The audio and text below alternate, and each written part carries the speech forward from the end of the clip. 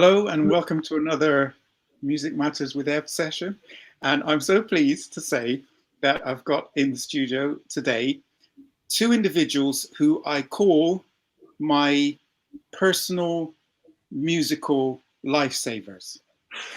And they will know what I'm talking about, and hopefully you will after the end of the interview. So welcome, Wooden Elephants, or shall I say, and Robin. I was wondering what you were going to say about us in your intro. Oh yeah. How are you both? Very good, thanks. Good to see you. And we've got, do you know, you are stars. Well,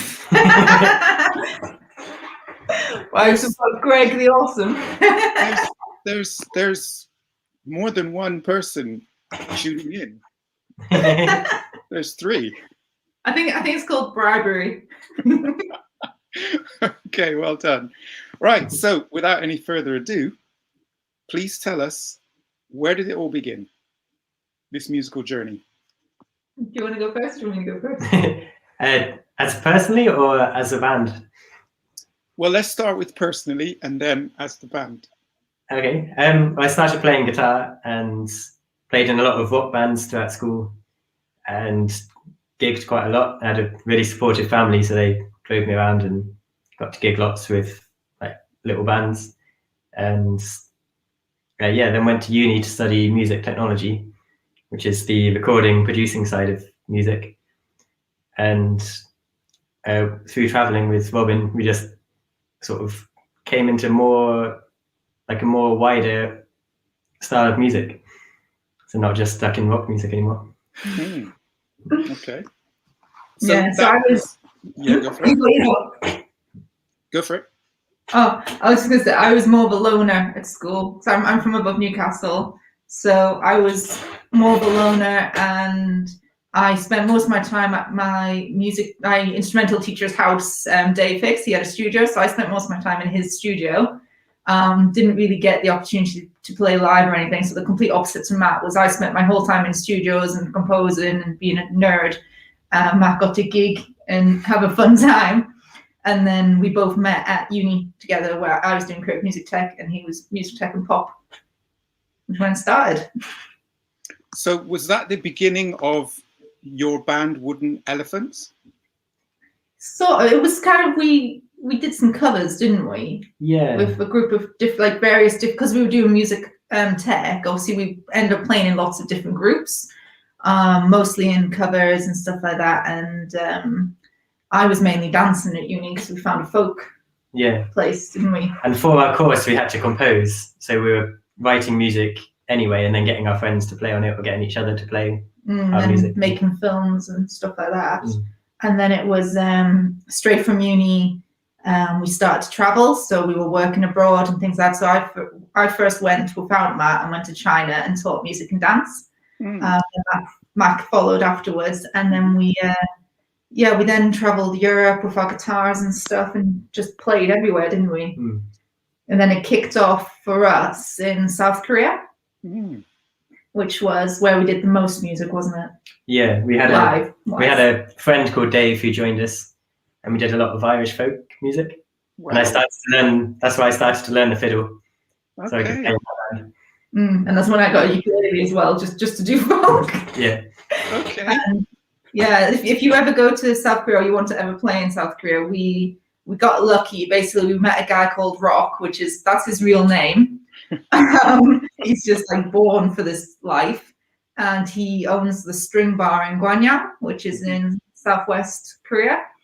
And basically, as soon as we met him and played at his bar, then he just got us gigs after gig and festivals and quite big stuff in Korea. So that's where our live stuff happened. Then we met you in England. So whenever we came back, we were like, Everton, we came to see you. You know what?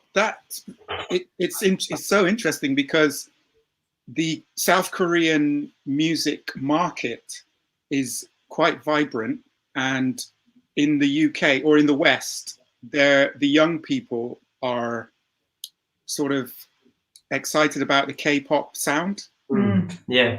And for you describing the fact that you were doing folk music and that sort of stuff over there, it's just incredible.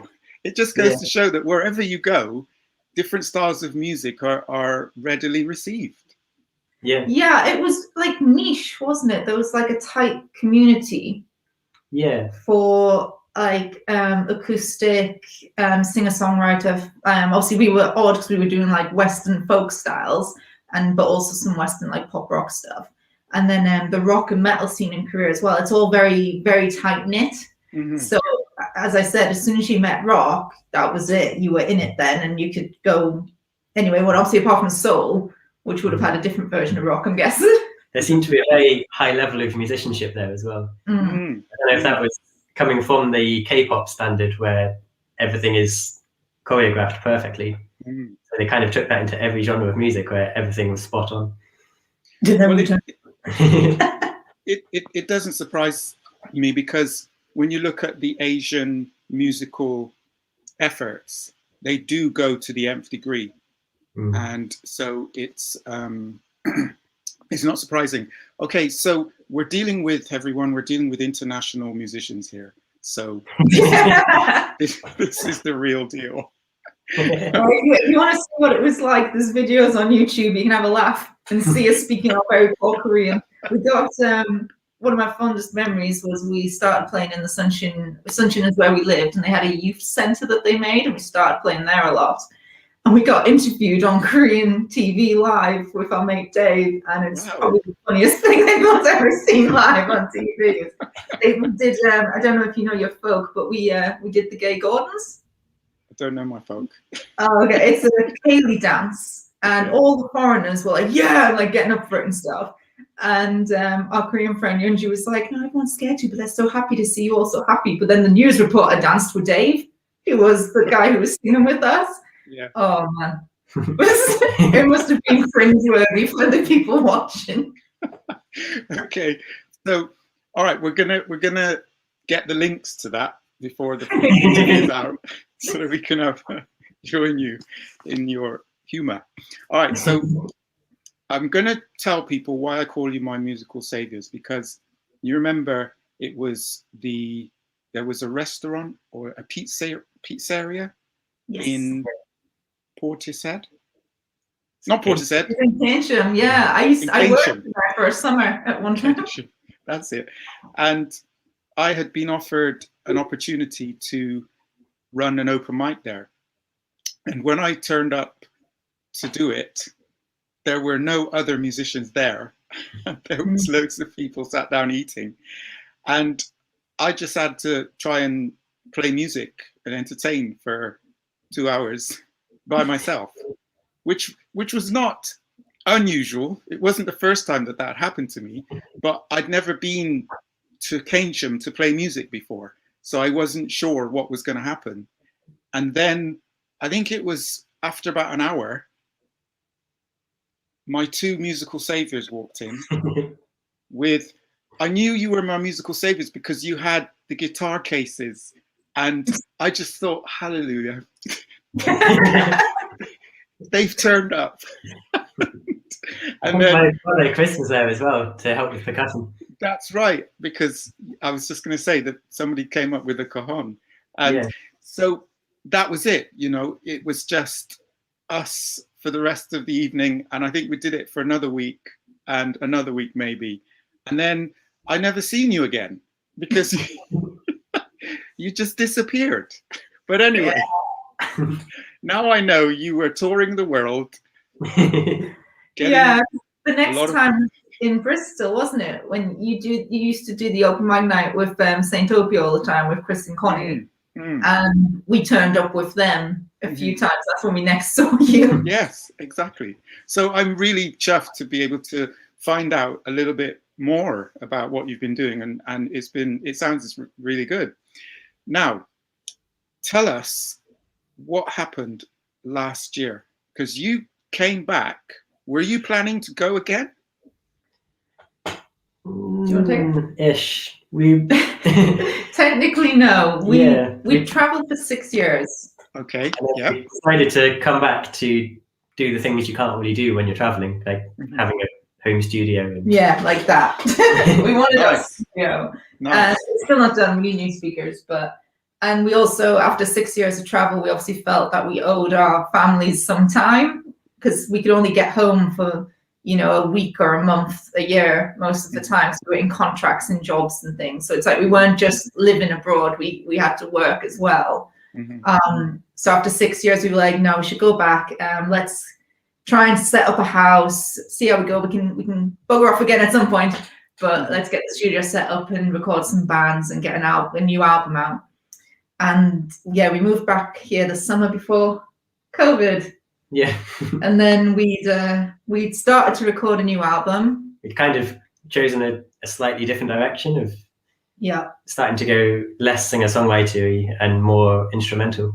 And then we'd also prepared, so we wanted to get back into the open mic scene, and we wanted to hang out with you more, and we wanted to start busking. So we were practicing a new folk set, because before we moved back, we were in Australia. So we were mainly doing more like poppy kind of things there. So we practiced our set again. We literally had booked in to go to the open mic night 2 weeks, and then COVID hit just before we were going to go. So what happened to your music during 2020? Did you just down tools or what? Well, we've recorded a new album here, and then we wrote and recorded the album, so we hadn't really started writing much of it. And we've been learning a lot more I've been practicing a lot of more fiddle and trying to get a lot better at that, so that we've got more prepared, so when we are allowed back out, hopefully we'll have some more music to play. Yeah, it's kind of, we just put the energy we were putting into obviously practice to go and do open mics and to go and busk and things. We just put all of that energy into writing the new album and into making music videos and things like that. So that the hope is that when lockdown is lifted, we can then go and play and have fun, but then we'll have these videos and this music ready to go when we can release it, basically. Good idea. So what do you think about the near future then? How do you view it? How do you imagine it? Well, we're hoping to bring out the album. It's all recorded, so I've just got to mix it, and then hopefully Robin's friend Dave Hicks will master it for us. And then we're going to make some music videos for some of the songs on there, try and find some of them that we should be able to play live as well, and then try and release the album. Yeah, in terms of future, we're excited more than anything, because lockdown's given us time to think about what we actually want to write, what we actually want to put out there, but also to study. So we've obviously become a better musician, because you never master being a musician. There's always something else to learn. There's always something else to do. So obviously we've spent the time getting better with our instruments, but also actually learning. I saw on one of your videos, another musician has been doing a similar thing. It's actually looking into how to use social media to help music more and to actually get people more involved, but actually using Instagram and Facebook and Twitter and all them, but using them properly to the advantage of getting people to the gigs, and also to obviously support musicians more, because we were talking before, a lot of the industry now, musicians are sort of just getting pummeled bit by bit, more and more, with new ideas of, streaming music, which is amazing. And it's so good, because it makes it more exciting, because music's readily available. So it makes musicians like Jacob Collier, who in the olden days wouldn't have become famous, because he's a one-man band, he plays every instrument under the sun, but he has perfect pitch and is like the best musician I've ever seen. He would never be big, and now he's writing music for Pentatonics and is huge, but only because of YouTube. But obviously he has to become massive on YouTube to then get paid to write the music for Pentatonics and things in order to make it. So we need to use these materials, but hopefully it means that more niche things can get out there. It means you'll find more interesting music, hopefully. Yeah, that's very, very true. And someone else was discussing the fact that it seems the industry has reversed, the marketing has reversed. As you said, in the past, the marketing effort was you made the music and then you went on tour to promote it and get some remuneration back. Yes. But now you kind of have to, it's good if you've got some sort of finance behind you, to then do a whole marketing program before you then put the music out. It's just the other way around. Yeah.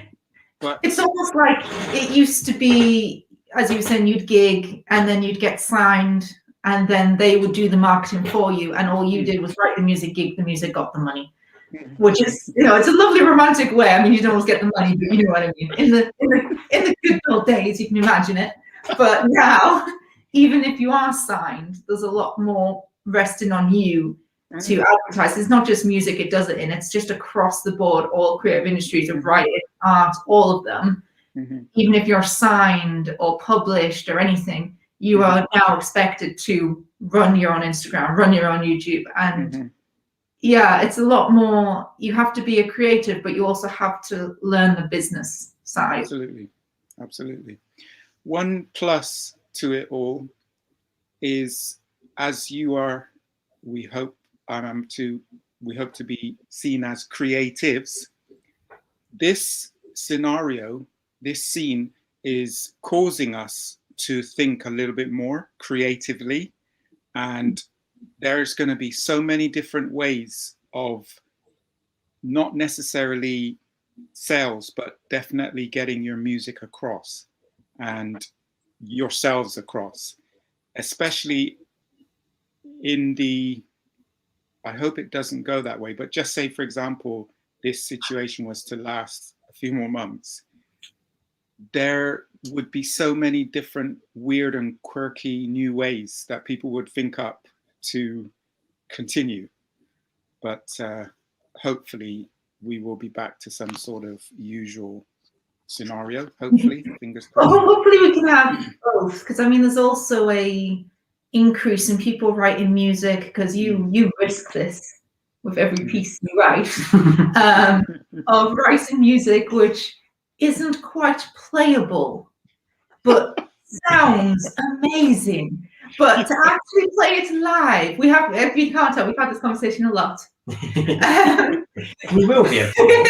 It just takes a bit of practice. But things like, as I said, Jacob Collier, where it's like he writes such intricate music, which without technology you wouldn't be able to play or perform live.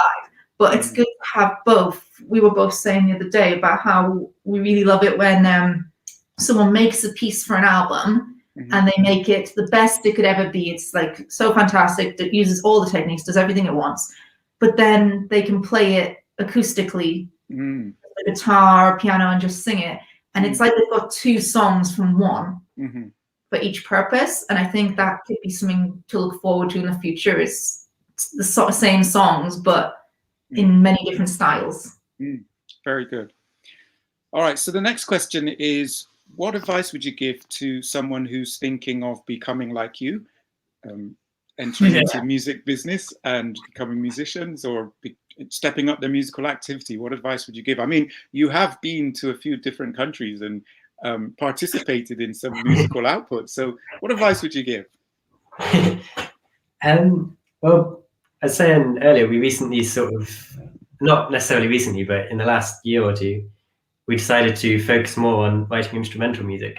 And we're thinking that more focusing on what it is you like about music, and trying to think, not trying to follow anyone, but just doing what you want to hear. Like, don't try and copy or follow a trend or anything. Just write your own music. Yeah, because it's, instead of it being like it was, where you, in order to survive as a musician, you had to get the gigs to get the money to live, kind of thing. So you had to write what the biggest majority wanted to listen to. But because of the internet, and now because everyone's getting more used to it as well, there are niches out there with a massive array and a huge audience. So if you write what you want to hear and what you would want to listen to, there are people out there who are also looking for the same thing. They might not be in your hometown. Very true. Very, very true. If you try and follow a trend, you're always going to be behind. The trend has to have happened in order for you to see the trend.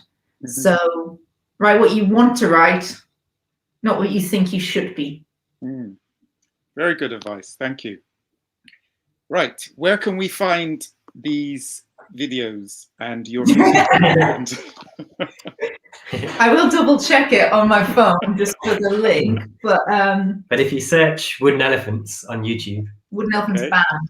Otherwise, if you just do wooden elephants, you'll get a load of people making wooden elephants. So wooden elephants band. I think the login is woodenelephants.we, so WE at the end. On there, you'll find obviously all of our YouTube videos. We have got covers on there and our originals. You already know we have the new EP out, which is on Bandcamp. Which Bandcamp you can just write wooden elephants and will appear. So the new EP is on that, and that is free if you want to download it. That one is just 4 acoustic guitar original pieces, and it links in to the new album, which we're going to have coming out later this year, which is going to be called Strings and Hammers. And that one is Strings and Hammers. Yeah. Yes, because it is an instrumental album. So our EP, if you've seen, is called Strings, and we're quite simple people. It's called Strings because obviously it's 2 guitars and they have strings. Okay. So Strings and Hammers. I don't know if you want to try and guess the instruments, but it's going to be simple. It's an acoustic guitar and piano instrumental album. Okay. Strings and Hammers, new EP out soon. Okay. And what about, have you got a YouTube channel? Have you got a website? We have a YouTube channel, yeah, which is if you type in Wooden Elephants Band, I think the link is woodenelephants.we. And that's got all of our YouTube videos on there. It's got the live gigs from Korea on there if you want to have a laugh. Okay. And under every video, there's a link to our Bandcamp on there. Yes. Okay. So under those videos, there's links to all of that. Like everyone else, we have Instagram, YouTube, SoundCloud, Twitter, Facebook. The list goes on. Just type in Wooden Elephants and we appear. Excellent. Was there any particular reason for the choice of the title Wooden Elephants? I remember it was I liked like the texture of wood randomly, and you randomly got fixated on elephants at the time, and that became even though his favorite animal is a turtle, you got fixated on an elephant for no apparent reason. We went to see some in Thailand. That was after we had our name. Yeah, they were very friendly. So yeah, it was. I don't want to say unfortunate accident because it feels nice, our name. It's just friendly. Okay. All right. Now, last question. If 2020 was a human being, what would you say to him or her? Oh. Like, I don't know. I guess I'd ask, could it maybe take it in shifts a little bit? Because I mean, I miss everyone, but my family live above Newcastle, and we're both technically key workers, so I haven't been able to go up there since last year Christmas, like before COVID Christmas. So maybe if you could just give us a warning next time, so I'll make sure I get up before it happens. That would be good. Cool. All right. I just need to ask you that. Will you come back again? Because we've just scratched the surface of Wooden Elephants, really. And I want to hear more. And I'm sure our listeners want to hear more as well. So will you come back again and do a follow-up and a follow-up and another and so on as as you keep producing stuff and doing different stuff? Of course. Yeah, I'd love to. Excellent. Well, thank you very much for taking the time out to share with us so far on your musical journey. And we look forward to the next time. In the meantime, take care. You too. Thank you for the invite. Bye. Bye.